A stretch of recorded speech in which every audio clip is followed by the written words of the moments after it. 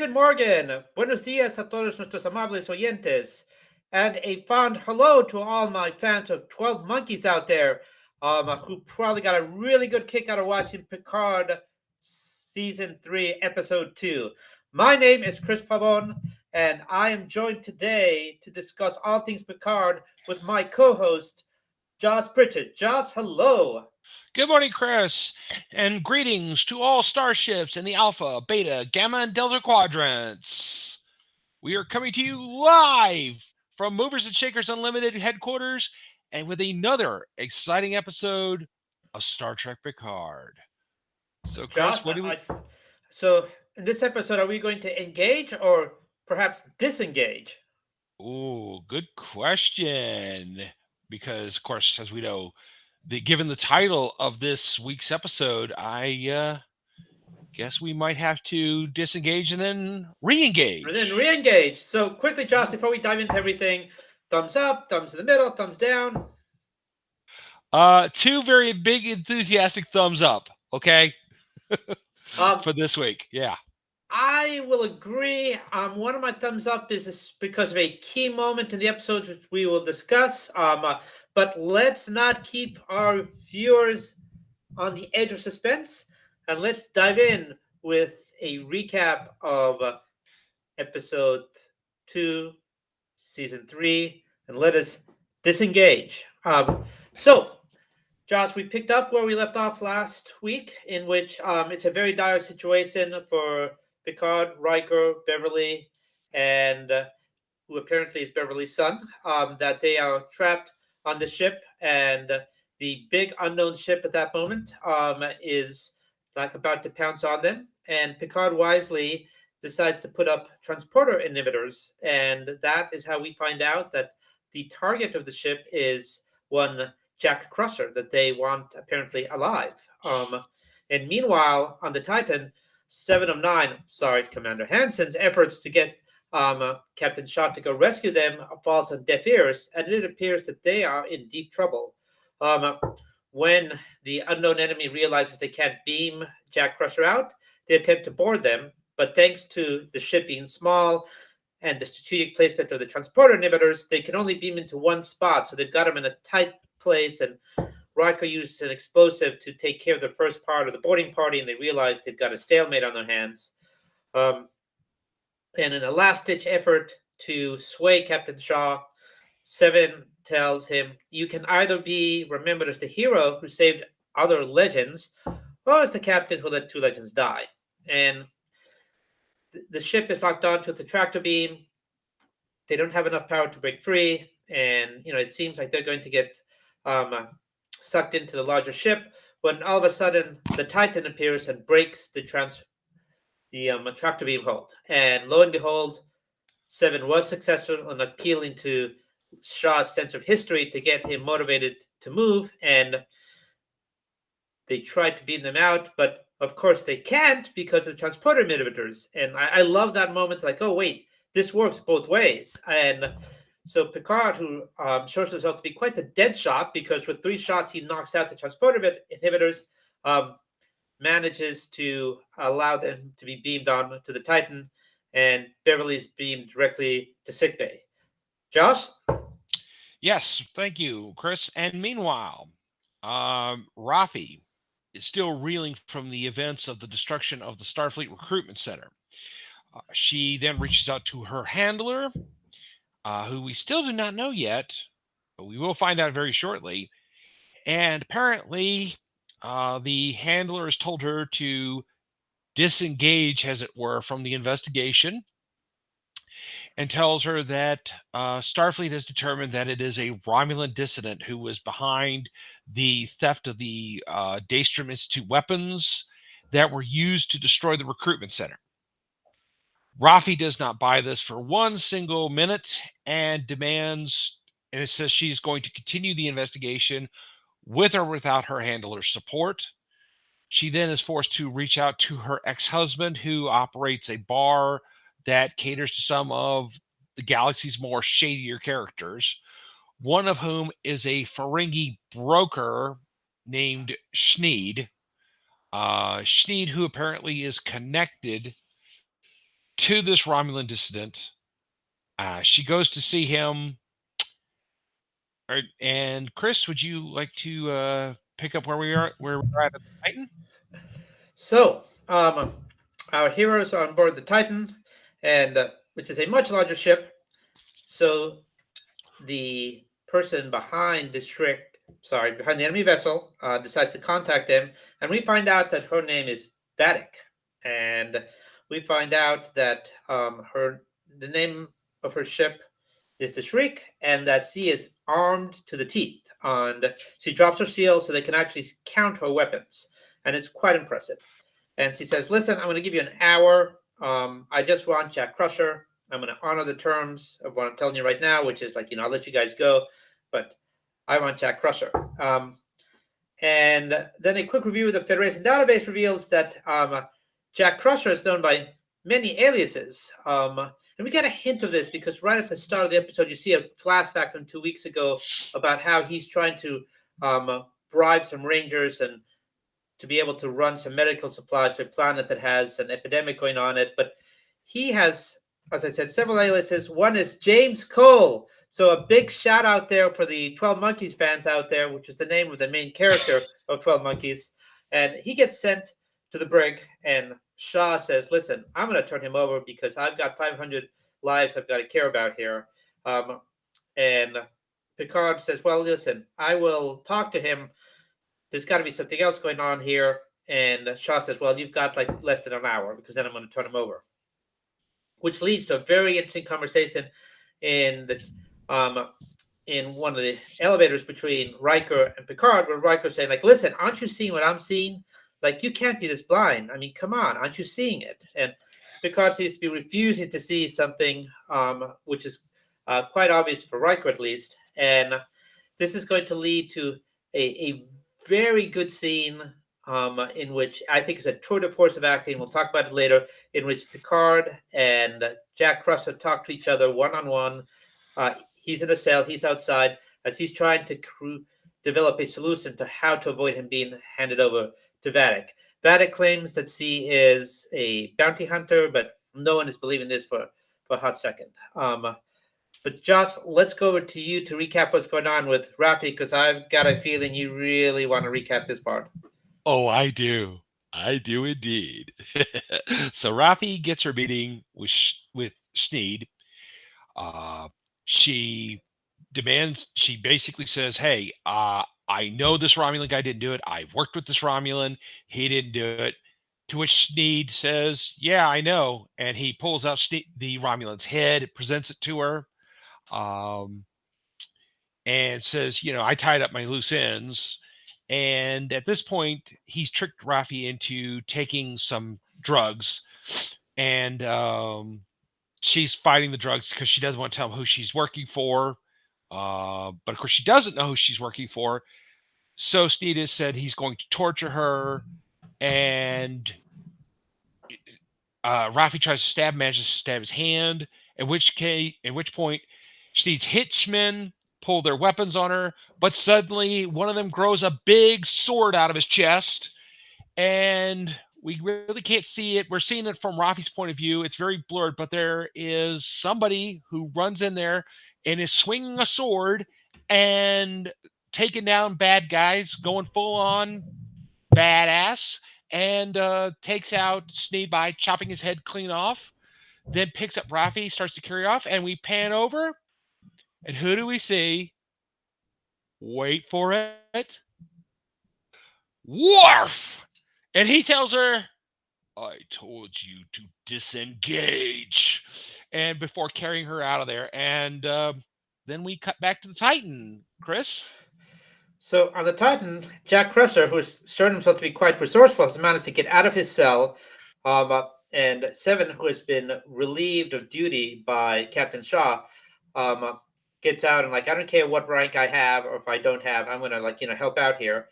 And she catches him in the transporter, and you know she alerts Captain Shaw that he's trying to get off the ship, and then Picard points out that, listen, where would he go? I mean, if he wanted to get out of here and leave us in the lurch, he would have commandeered a shuttle. Like, the only place he could possibly going is to the Shriek.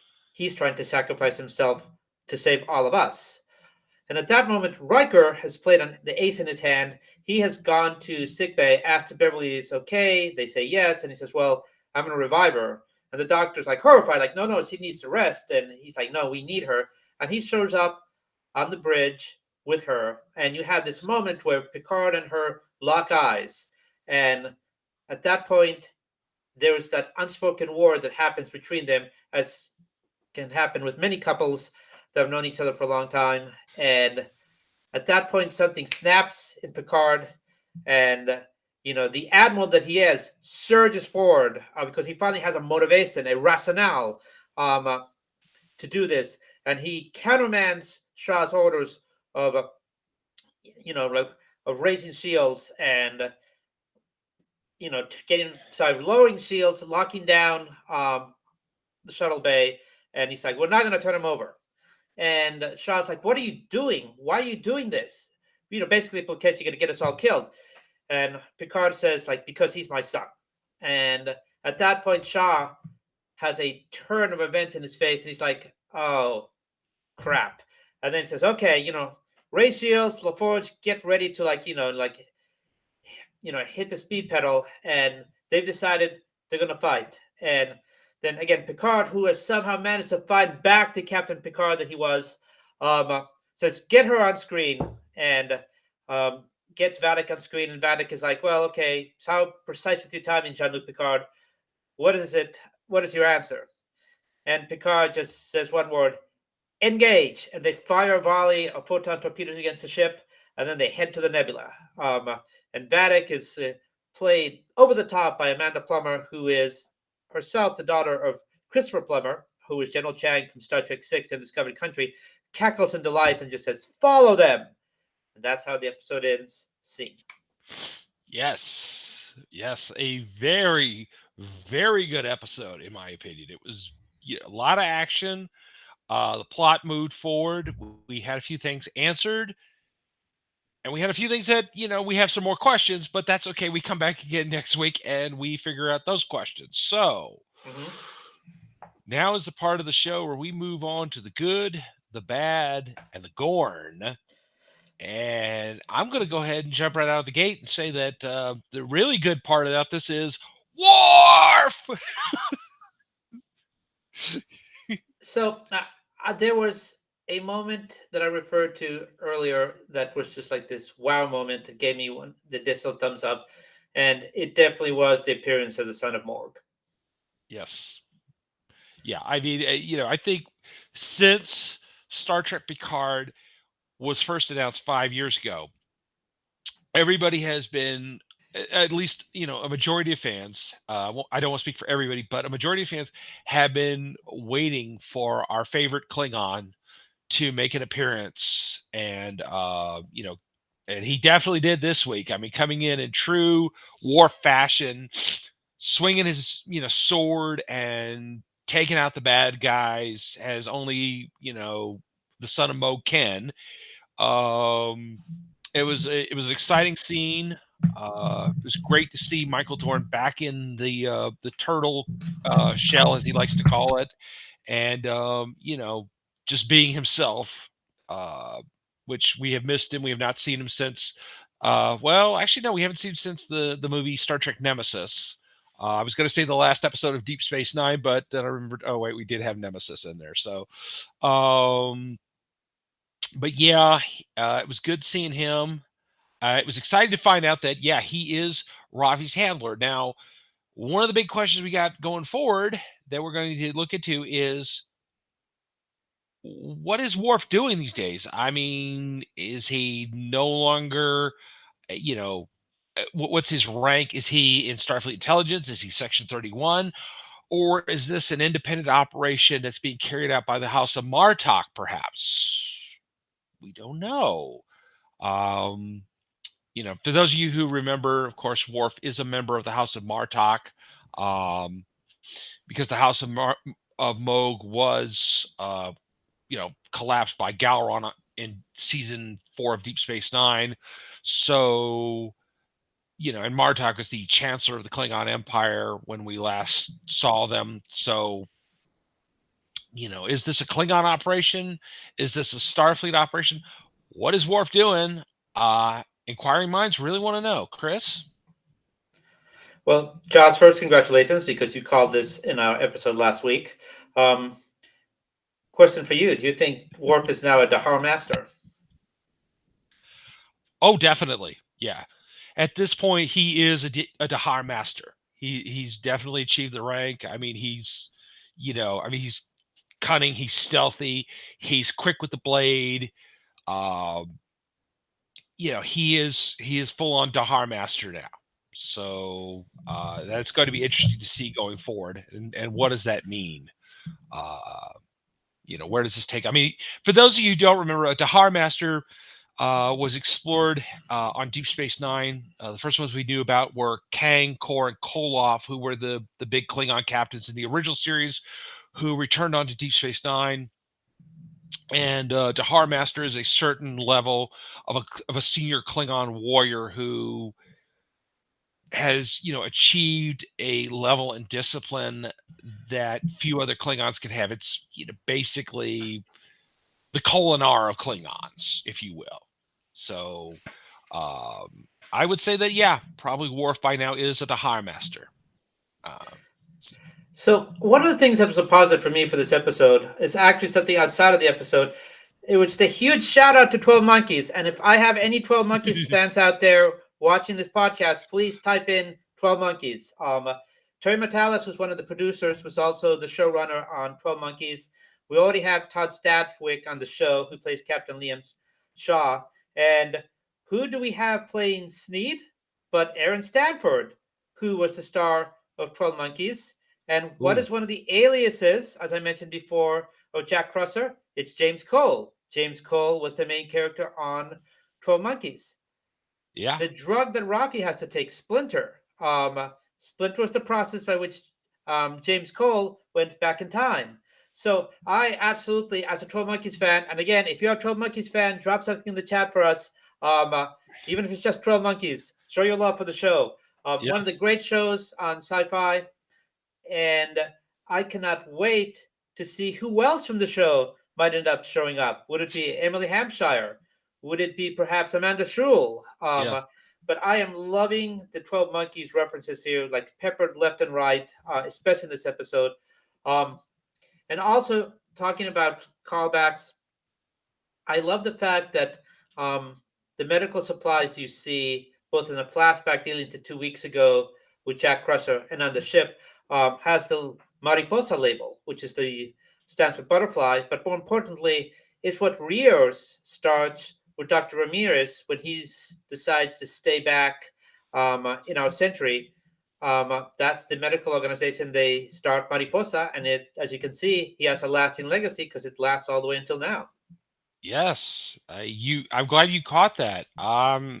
I have to admit I didn't see that, but I'm gonna be going back and watching the episode one more time this afternoon, so I will definitely look for that.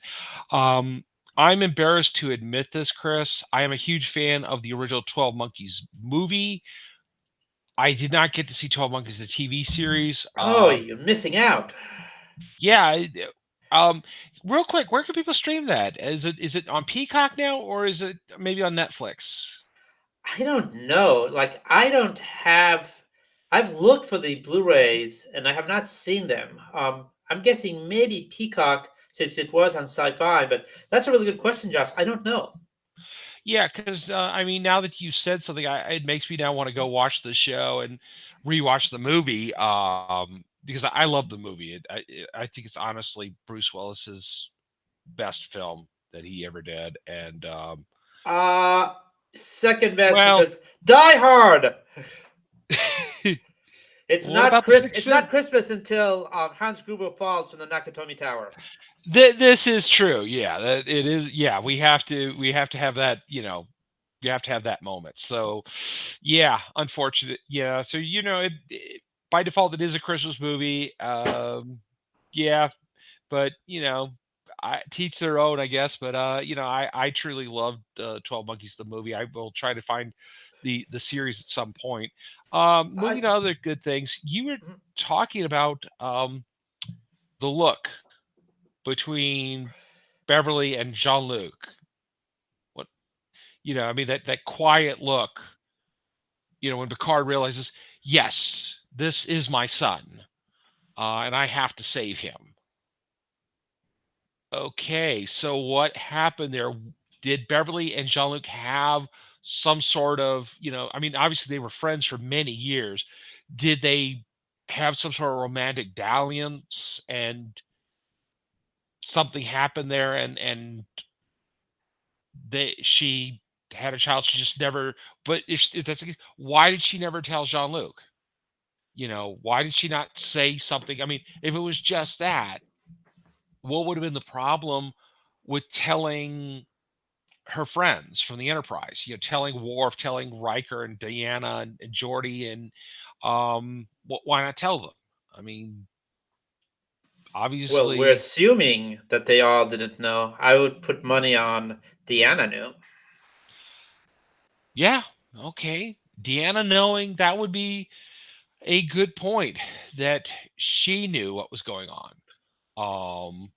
But in terms of why, I mean, I would say that it might be embarrassment because they all see him as this great man, and see might see like, oh, I had this with him, and it was an intimate moment, but is this going to last? Do I want to like we were friends. I mean, and all of a sudden this happens.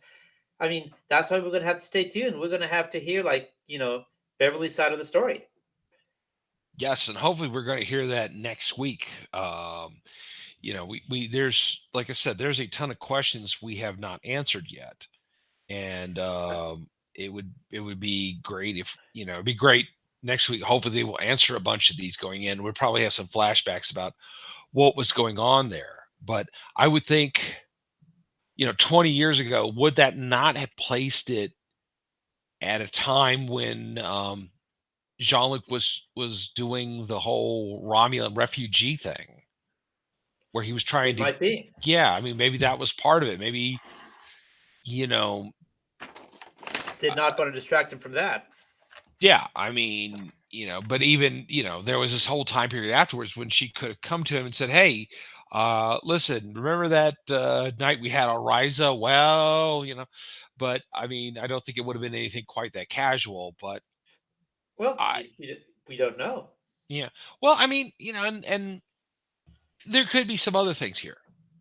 I I mean, mean, there's a lot of things we don't know, and that's what I'm liking about at least the start of this season. They're building things up. Like we don't know what's going on with Beverly. There's hint of marital discord with Riker and Deanna. Um, we don't know how Vatic knows so much about Picard. Her cheeky reference in the synthetic flesh, her casual reference to Shaw, like "good to see you functioning." What is Shaw's backstory? Because he seems to be a little bit more complex than a hard ass who doesn't want to take them to the nebula. Um, there's just, like you said, what's going on with Worf? Is he Section 31? Like, what's his role? There's a lot of questions that are beginning to be developed, which serves as an incentive to continue watching the show because we want answers. How are we going to get answers? By watching the episodes and letting them be revealed one by one. So I very much like this approach of like starting with the questions, and then you gotta wait for the answers to slowly be revealed. yeah, I mean, I think that's very important. Um, that we we don't want everything in one episode, because if we did that, we probably wouldn't come back the next 8 weeks for the show, and we're already 2 episodes in, and um, a lot of favorite characters have already returned, and we've had references to Geordi a couple of times, so we know he's coming. Um, but it's not that I need them to go faster. It's just I want to know what's going on here. And Jack makes a remark to Picard. He says, "Is anybody the same person you knew 20 years ago?" Valid question. I mean, for the most part, Riker seems to be the same guy.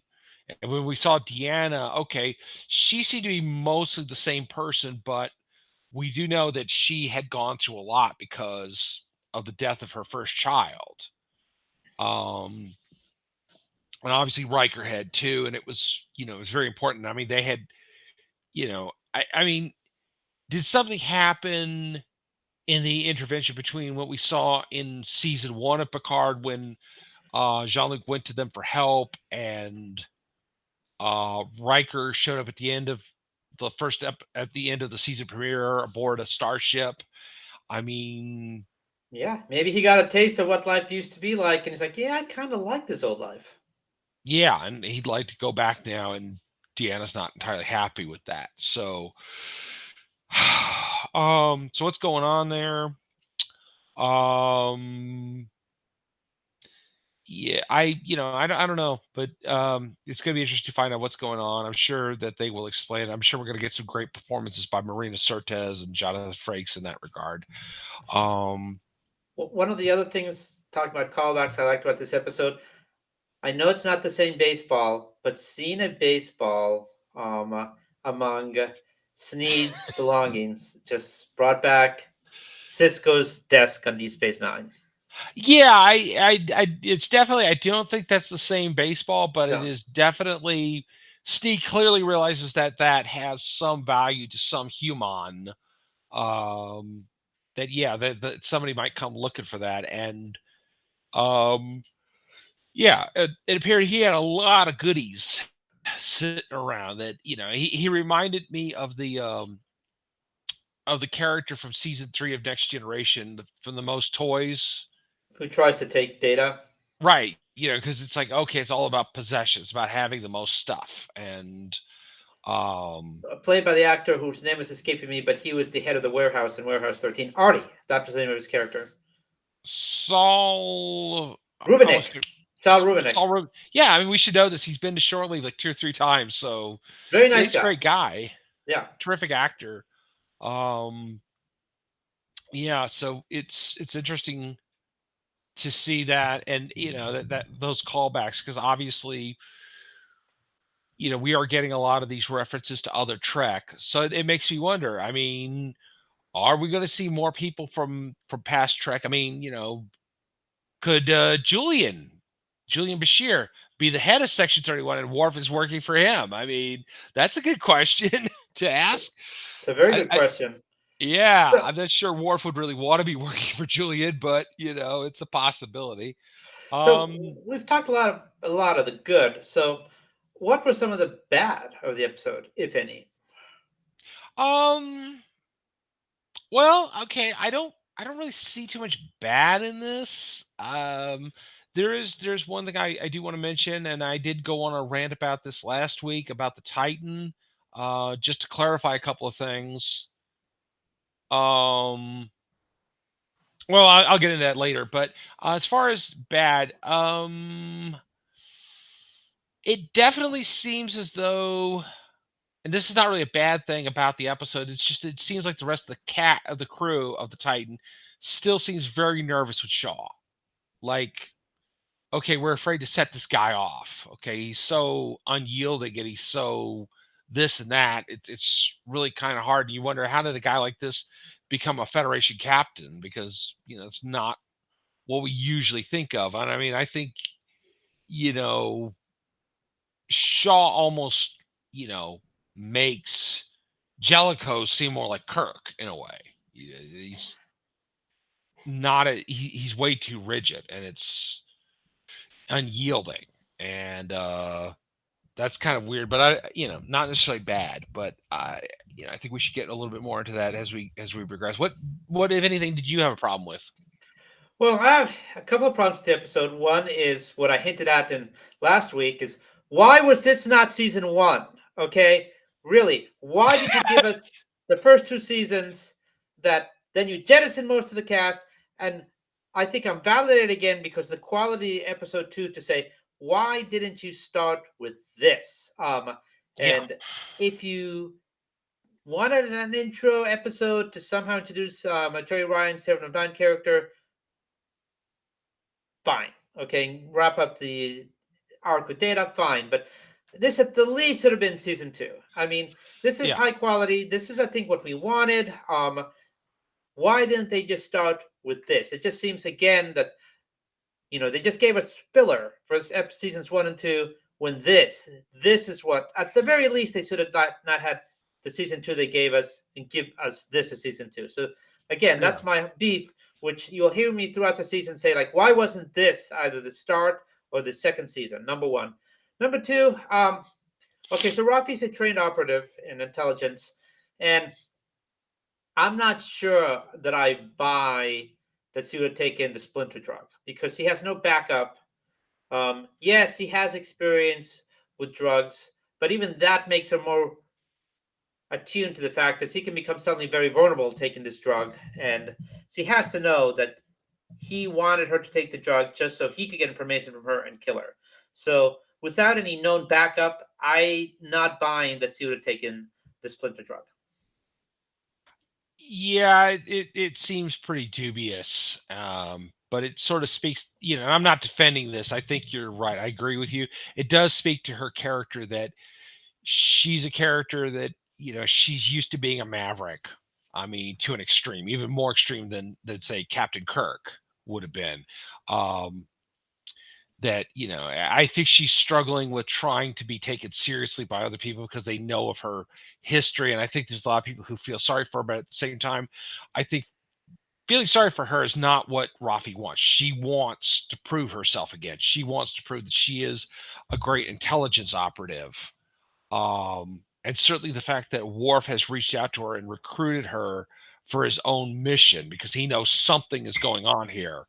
It definitely shows a lot of faith in him, but at the same time, he realizes, yeah, she is going to need someone to bail her out of these situations because she will go off by herself and she puts herself in way too much danger. Yeah, I mean, So absolutely. If she knew she had Worf as the backup, then I am buying in the writing that, okay, I'm going to take this drug because I know whatever happens to me, backup is there. But she didn't have it, so what's the whole purpose of acquiring information if you're not going to be able to use it or hand it to someone because you know you're going to get killed? So that was one weakness. And um, the other thing that I am on the fence on is the physics of taking a ship with the tractor beam.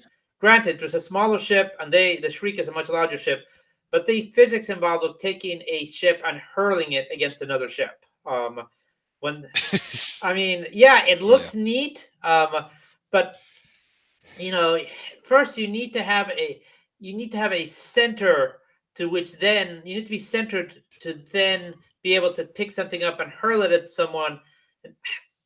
It looked cool, and I know Sidney LaForge was trying to explain how if there's a law of physics, you can actually like twist it to your own favor. But I am just not sure. I'm buying the fact that they said that shrapnel got through the shield and there was damage to Deck 11 because their shield is really made to protect against energy weapons. Kinetic weapons like the shrapnel would get through the shield. That I'm buying. But hurling a ship that way against another ship, that I mean, that would be such a tremendous amount of power. I'm just not sure I'm buying that. Uh, yeah, it does look cool, and we do have that great line from Sydney where she says, "If my father taught me anything, it's that any law of physics can be either broken or rendered inert by another law of physics." So yeah, there's that to consider. Um, I'm not really, it does look cool.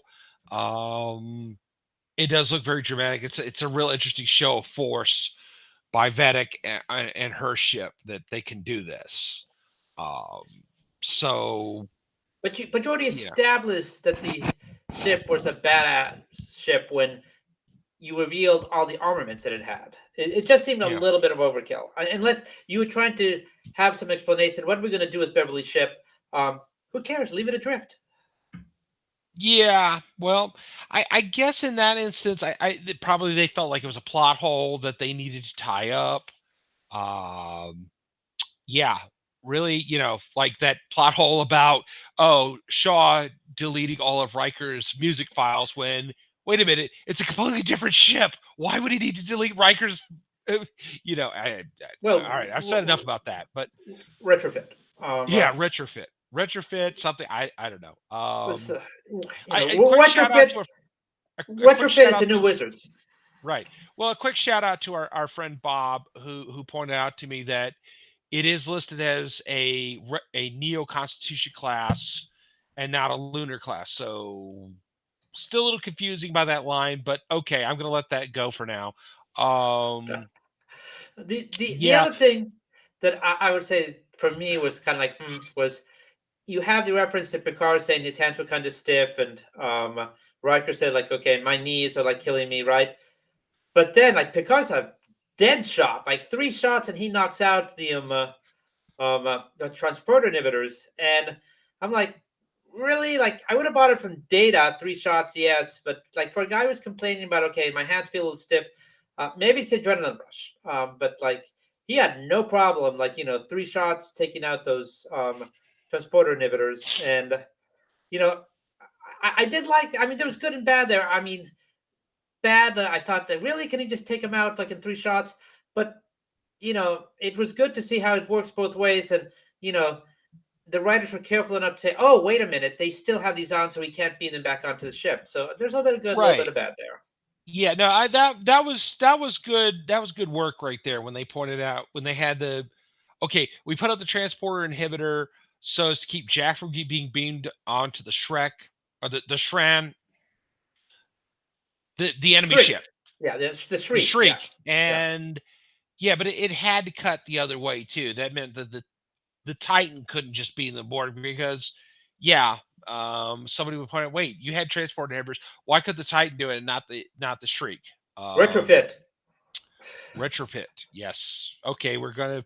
That's our word for the day, kids. retrofit. Retrofit. Has it? I'm going to retrofit this story out of this hole. Okay. Uh, Um. so, Josh, what else But you got that's you thought was like, yeah, maybe not? oh, I don't know. I don't think that I really had. Oh well, there's one thing I want to get into. And this probably we could save this for the Gorn, but I don't think it's really bad. I think um We can segue into the gore now. okay, well, okay. One thing I found interesting was going to Shaw, and I want to talk a little bit about this. I thought it was very interesting that Valak apparently knows a ton of things about the principal people involved, including, obviously in the 25th century, they would probably want to keep medical records just as secure as we do here in the 2020s. So the fact that she knows that apparently Shaw has some mental health issues, but Starfleet Medical has said, okay, he's functional, he can do this job, but don't get him out of his comfort zone. Otherwise, it's not good. Okay, so we put him in that situation. And I would think that given the fact that Starfleet captains have to be able to, be on their toes every minute, they have to be ready for every situation change. Um, if Shaw has a problem with that, then maybe being a starship captain is not the best position for him. And I'm not just saying that because, oh, he's being disrespectful to Riker and Picard. No, that's something else. But the fact that we know, okay, clearly he has some mental health problems going on here, that makes it interesting. Now, where do those mental health issues originate? Is he a veteran of the Dominion War? Were there something else going on between the end of the Dominion War and this point? Hopefully we will find out more about that. Because he's slowly starting to become the most interesting new character of this season. Um, may not be the most liked character in a lot of circles, but he's definitely becoming a very interesting character. So we need to know more about him going forward. Chris, what do you got?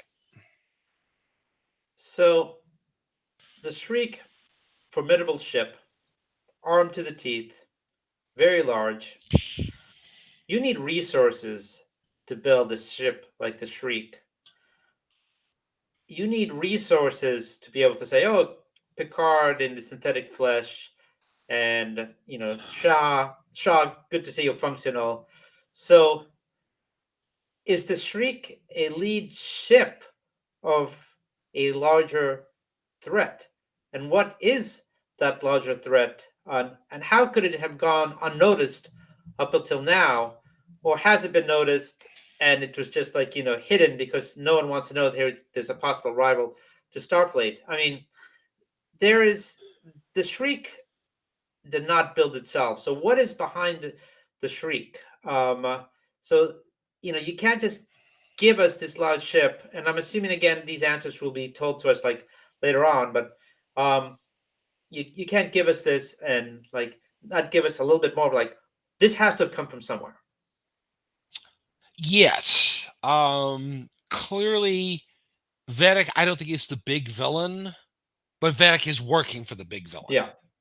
And I don't want to say anything in case people intentionally avoided trailers going into this, but we've had hints about who the big villains are in this season. So, I don't want to say who it is, but clearly she is at least working for them. Now, another thing I want to go ahead and point out here, her crew of the Shriek definitely still seem like to me the aliens we saw in season 6 of Next Generation, the aliens from the interdimensional aliens that were abducting and experimenting on the Enterprise crew when they were trying to sleep.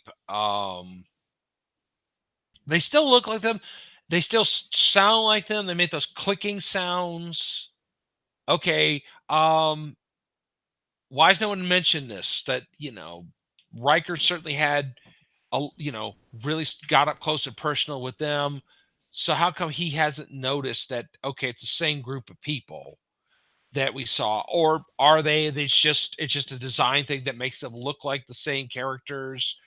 I guess we will have to keep, tuning in and finding out next week what's going on here. But it would be very possible that whoever is backing, who's backing Vedic, clearly has a lot of resources. So why not the resources to reach into a pocket universe and bring out some of these, creatures, these people from another universe to help, attack the Federation.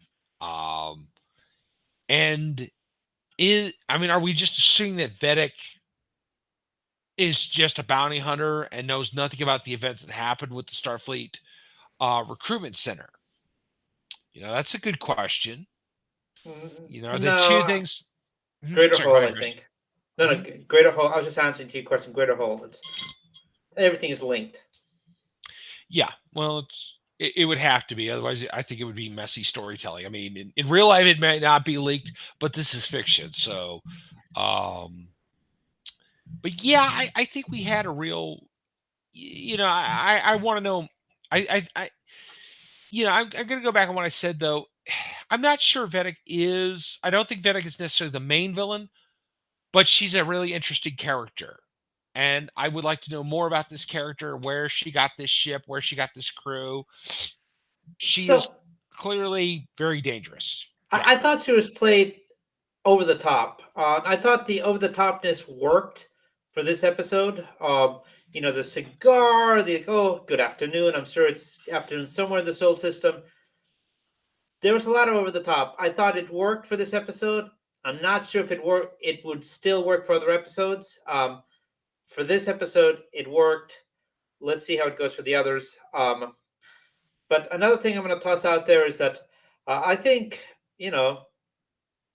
Picard's relationship with Loris has just taken an interesting turn now that it has been revealed that he has a son through his, I guess, former lover. Now we can say Beverly. That's going to take, as they would say, Lucy, you have some explaining to do. Like Jean Luc, you have some explaining to do. Yeah. Yeah. What was going on there? I mean, were we a romantic evening, a little bit of Romulan ale, and I don't know, I think popping it. clear. I think clearly now Loris has to kill Beverly. I think that's a possibility. Yes. Yes. That Beverly may have to die. Barry may have to die. He's a rival. Yes, and Romulans feel things intensely, so he will yeah, perceive Beverly as like, oh, wait a minute, she's got a kid. No, nope, gotta kill her now. You know, got to kill her now. We're in yeah, agreement. Yeah, yeah, yeah. it's a Romulan thing. It's the Romulans Uh, way. Yeah. yeah. Not giving you any ideas here, Chris. No, no, there's no Gorn involved. It would be, this is not book. This would just be like, you know, the Romulan way, whichever that is. Yeah, So I think you're right. I do hope we bring back Laura's in some episodes, not just showing up at the last scene of the last episode, her and Jean-Luc meeting up together on a beach on a distant planet somewhere. That something else will happen there, because I like Lars. She's been, I think, the most underrated character in this series, and I would like to see more of her. well, As we move on.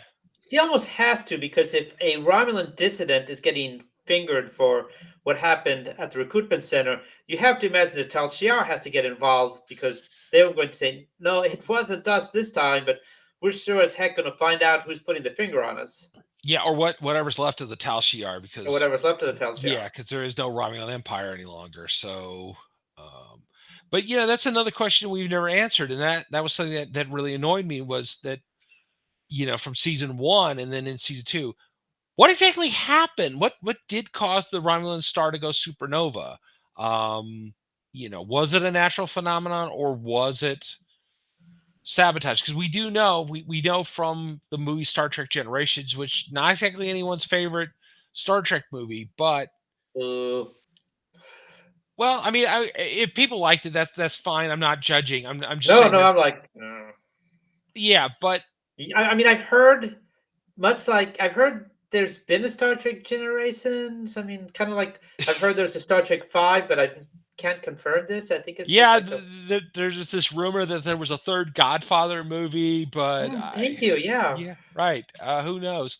And there was some Star Wars movie called Phantom Menace, but it was a Yeah. rumor. Yeah, I'd like to know more about it. Anybody want to tell us? Let us know in the comments section. But no, I'm not saying it would be a huge reveal if Malcolm McDowell was going to be the big villain, and that the Romulan Homestar was destroyed because somehow somebody recreated that weapon he created that could destroy stars. I mean, that would be really interesting, but Maybe it was a retrofit. it could be. Yeah, retrofit. There we go again. Hey, this is your mission, everybody. This week, use the word retrofit in any sentence. Just let us know, and if you can, send us a video of you using it. We'll post it on here on the show. So, Or show us a picture of you working on any appliance and just say retrofit. We will believe you that you're retrofitting it. Yes, we're ready to believe you. That's right. About your retrofit. So, Okay, Josh, what do you think about calls for the future? Like this, I think this is a good transition to like, what do we think is going to come next? Okay, I was thinking about this morning. You know, I think, and I'm gonna just say this as a fan, and just for continuity's sake, we need the Enterprise. We need the Enterprise to come in. We need some version of the Enterprise. Now, it doesn't need to be the Sovereign class. They could just as easily, Starfleet could just take a decommissioned Galaxy class that they were about to, break down for parts and say, okay, here you go. Here's a ship. Oh, we'll go ahead and rename it the Enterprise for you. Okay. And just send Picard and the team out to go hunt down the bad guys in a 30-year-old spaceship. Okay. Not the most tactically sound idea, but it would kind of fit because, I think everybody does want to see the Galaxy class Enterprise or some version of it back again.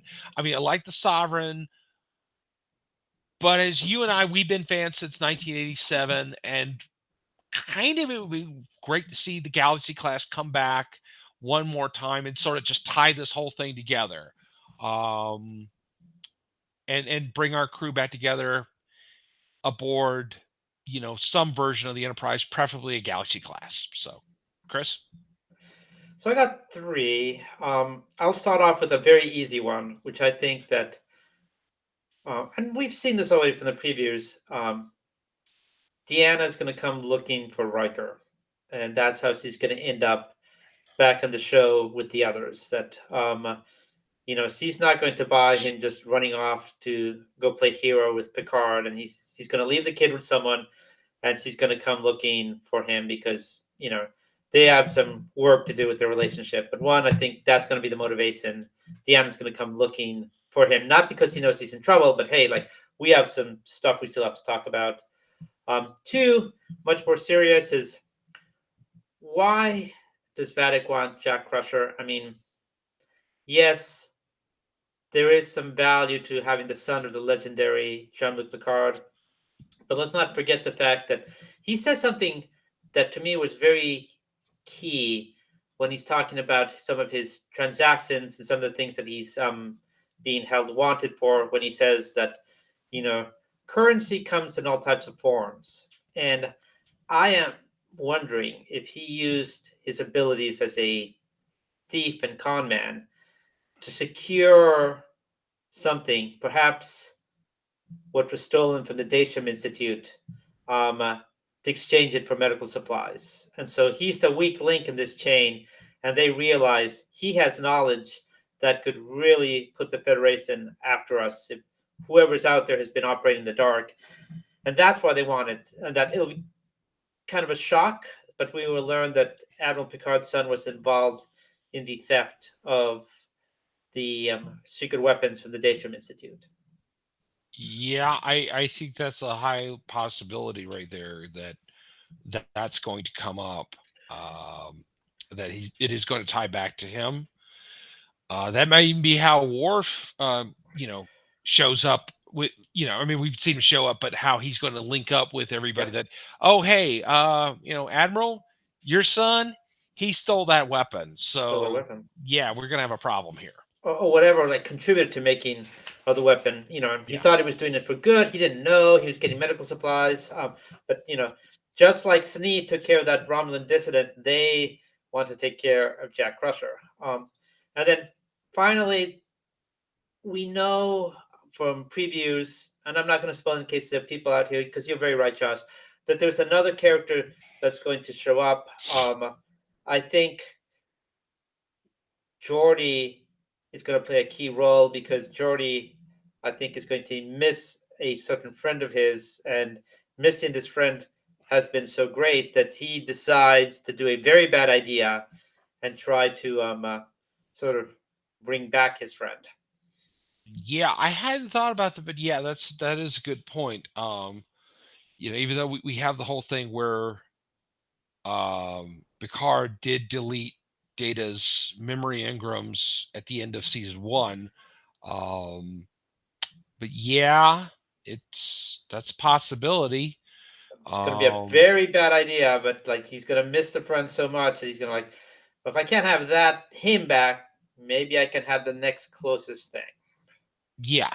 Well, we don't know where this person has been for a while. We saw them some point back in season 7 of Next Generation, and that was the last we saw of them. I would have liked to seen them again in Nemesis, but I was not in charge of writing that movie, which too bad for all of us. Indeed, but you know what? You don't want to be associated with that mess. I don't, but I think I could do a better job than the people who wrote that movie, and I know I could have directed it better than Stuart Bard could have. So. Agreed on both accounts. Yeah. So as we are pulling into space dock here, I guess we should let people know how to find us. Yes, indeed. So, I will go first, Josh, because I know you have a message at the end for our viewers that I am Chris Pabon. You can find me on Instagram at Verde Cosplay. Huge shout out to all the people I got to meet last week at KatsuCon. My Instagram has been blowing up. And that is thanks to all of you who uh, shared your cosplay with me, as I myself was in cosplay as King from One Punch Man. Big shout out there to all the One Punch Man fans out there. And I look forward to seeing many of you next week, because Fairfax Comic Con Junior is coming to the convention center in Chantilly next Saturday. If you are in Virginia, have a few hours to spare on Saturday, please consider going to support Chantilly Comic Con. And I will see you there. And it's very possible I will be in my King cosplay one more time. Yes, and I'm of course Josh Pritchett. You can find me at Josh Pritchett Jr. on Facebook. My book, Bigfoot and Other Tales of the Supernatural, is still available on Amazon and Kindle. And before we go, I would like to give a big shout out to the great Peter David. Many of you might know him as a novelist. He's best known for writing a lot of Star Trek novels throughout the 1990s and early 2000s, as well as episodes of Babylon 5. And of course, another thing he's best known for, a 10-year run on writing The Incredible Hulk for Marvel Comics. Peter has had some very recent health conditions that kept him from making it to Farpoint this past year. According to his wife, Kathleen, she's posted on Facebook that Pete has been in and out of the hospital recently with a number of problems. We give our best to him and his family, and just if anybody wants to, reach out to Kathleen and David on her Facebook page and let them know you're thinking of them and in this hour of need. So we hope Peter will get better soon. Okay, so with that, I think we can disengage from this week. And before we go, we just got a comment from our friend Shalane. I think they are off to a good and suspenseful start for this season. Yeah, I definitely agree with you. Thanks for bringing that up, Shalane. It's good to hear from you.